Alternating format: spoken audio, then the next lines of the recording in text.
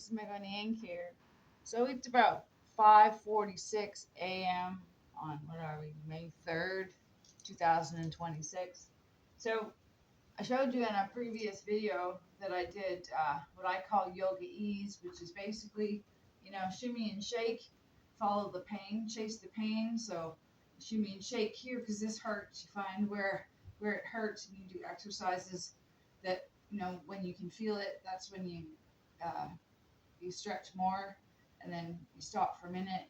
Now my knee hurts, so you do exercises for your knee. So another one I've gotten started doing is what I call bed yoga. So I wake up in enormous amounts of pain now. Like I told you, I was forcefully injected, held down 50, 60 times. I lost count, sometimes twice a day. So, um, and I tend to be an early riser now. I wasn't when I was on medication or severely depressed, but I'm neither one of those now, so I'm an early riser. And that's the other thing. Medication really didn't allow me to figure out, am I a morning person? Am I a night person? Am I like a mid-afternoon person? Like it was just depending on what med I was on. Sometimes I was sleeping till 3, and then sometimes I was up at 6 a.m. And so I had no idea who I was and what my regular schedule was, and it didn't allow me to come up with any kind of coping strategies around, safety. Because now I bar my bedroom door. I put a trip bar with a shower curtain bar on the bottom of the door because my home's being broken into all the time. So I just, booby trap my apartment. I put streamers up randomly. One day I'll bar the patio door, and one day I won't. And so just be as unpredictable as possible. I'll leave things, in the way so they can trip over it, things like that. Because I don't know if the police don't know what to do about it. I don't know why they're not doing anything. I don't know. They don't tell me this shit. So anyway, this is bed yoga. So this is so when you're lying in bed. Sometimes when I wake up in the morning, I just sort of lay there and start to think about my day because I'm not in a hurry because I'm up so early, so I don't have to jump out of bed. So this is bed yoga. So, I typically sleep on my side. I've already made my bed because I know it's pretty triggering. So I don't want to sleep on my side. So this hip seems to cause me particular trouble. Um, I think, at one point my dad, um, he slapped me in this hip, in the left hip, really hard. He was laying down in the bed and he slapped me real hard in the hip. And, I'm 8 or 9 or something. And he hit me twice. So I don't know if, he might have dislodged my hips, but also the injections forcefully right here. Yeah, that's criminal, because those things should be done, like injections and joints and hips and all that shit should be done extremely sparingly, extremely sparingly. The other thing Homewood was doing was injecting people like not, it's supposed to be done in the muscle, subcutaneous or whatever, but they were doing it just below the muscle, so it's actually in the bone. So people weren't able to drive and shit, so they were taking their license or just making it impossible for them to drive. Like it's disgusting. Anyway, so this is so it's similar to yoga ease in the sense that right here hurts. I don't know if you can see that right here hurts. Let me pull up the video a little bit. Let's see if I can do this. There we go. That's better. Oh, see, that's too far. Too far. Let me try that. All right. So yeah, so right here hurts. So this kind of thing helps. Now I don't expect you to be as flexible as I am because I've been doing this. I spent a lot of time in my bedroom as a kid, um, and so again, because my home life was not comfortable, and anyway, so I just again I can feel that right there, stretching my leg back and forward, right?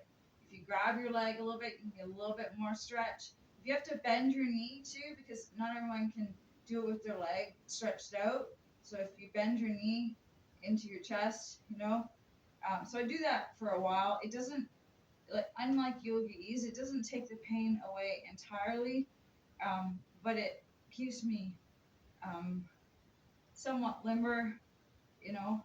Um, but yeah, that's my biggest problem is that hip right now. But as far as shoulders and stuff. Let's see what else I do on the bed. I find this kind of move when you straighten your legs and go down is actually somewhat easier on a bed because your butt sinks in, so it kind of raises your knees, so it brings your knees. Because having a sense of accomplishment when you're doing tasks is really important. So some people are work until the end, and then feel good at the end. But I'm one of those people that gives up like partway through if I don't get some sort of instant gratification. So if I can't, see that I'm fairly good at something midway, or if I don't have like little accomplishments along the way, then I give up. I'm not a work until the end kind of person. So this kind of thing works really well because your butt kind of sinks into the bed a little bit, so it makes your knees a little better. Um, it just this kind of thing. These are things that can be done in your pajamas. You can get your kids involved. I've also this is one that I also do in bed. I don't think I can do it on this thing. I don't have to. All right, so this is one I started in Homewood. If you have a bed frame, things like that, right? You don't even have to go all the way up. Like just pull yourself up a little bit, and you can actually get a little bit of an ab workout. You can straighten your legs. That's a bit much. From side to side works too. The lower back and the hips, right? Just straighten legs, just whatever you want, right? Because it's your exercise, right? And flexibility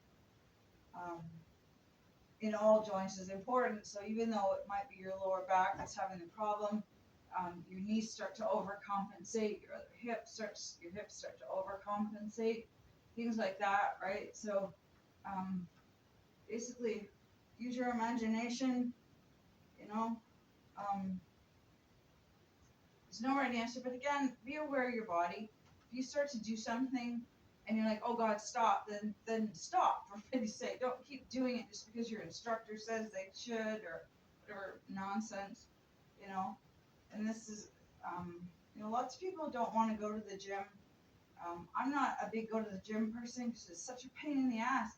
I'm on the bus, so I had to bring and change your clothes to get there. I have to change and work out. Do I shower? Am I going somewhere afterwards? Am I going, to the hospital to visit a friend, or am I going to work, or do I bathe there and change there? Then I have to bring blow dryers and makeup, and it's just same way I quit yoga doing that in a class because same kind of thing. I had to change when I got there, and depending on the weather, I had to wear layers, and then when I get out, the bus would be half an hour from the time I got out. So I'd be standing at a cold bus stop waiting for a bus for half an hour.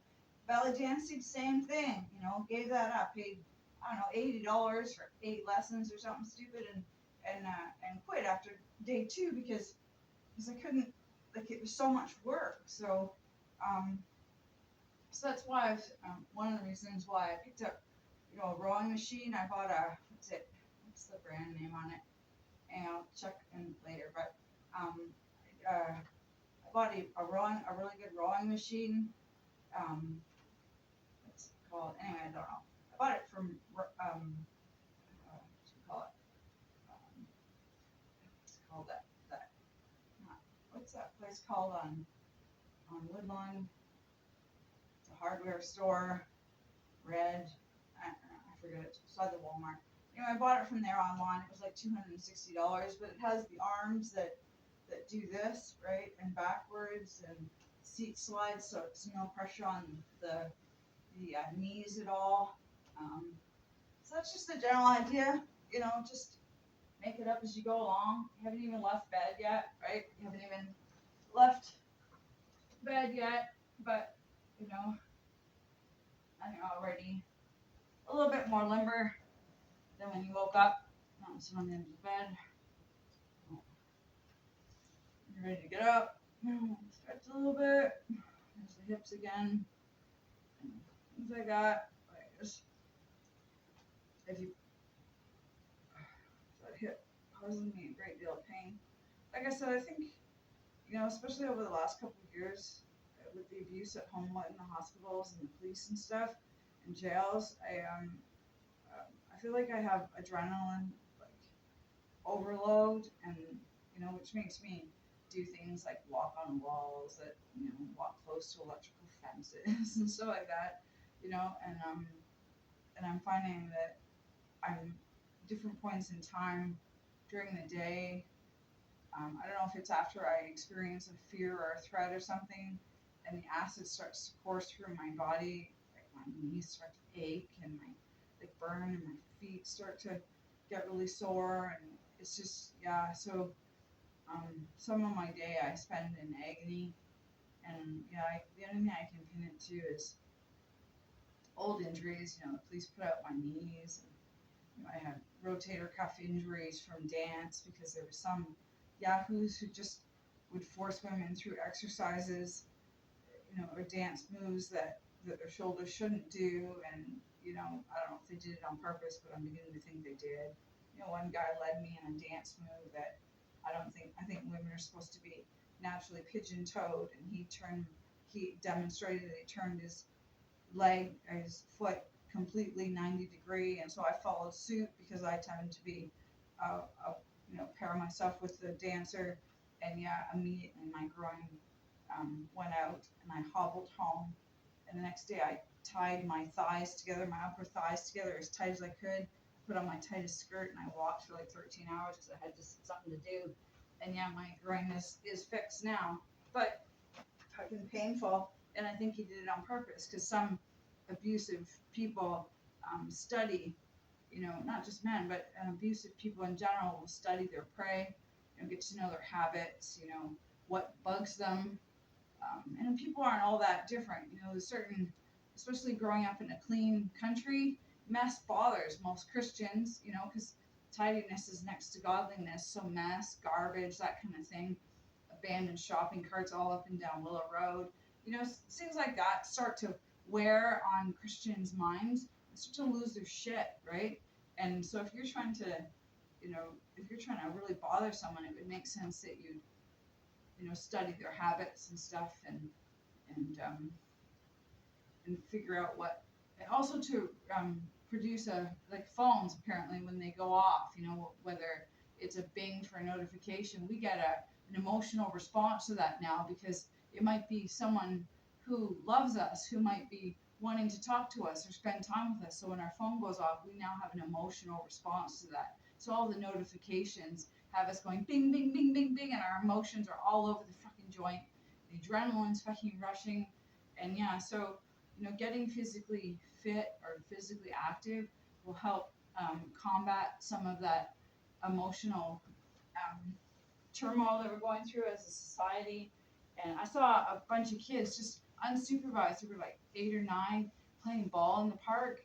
It's not like an official park. It has a whole bunch of trees, but there's no swings or nothing. It's just a bit of a park on where that floral train is on Edinburgh and Paisley. So there's a few kids like playing baseball there. No bases, nothing, just batting the ball around and stuff. And I was like, that's the American way.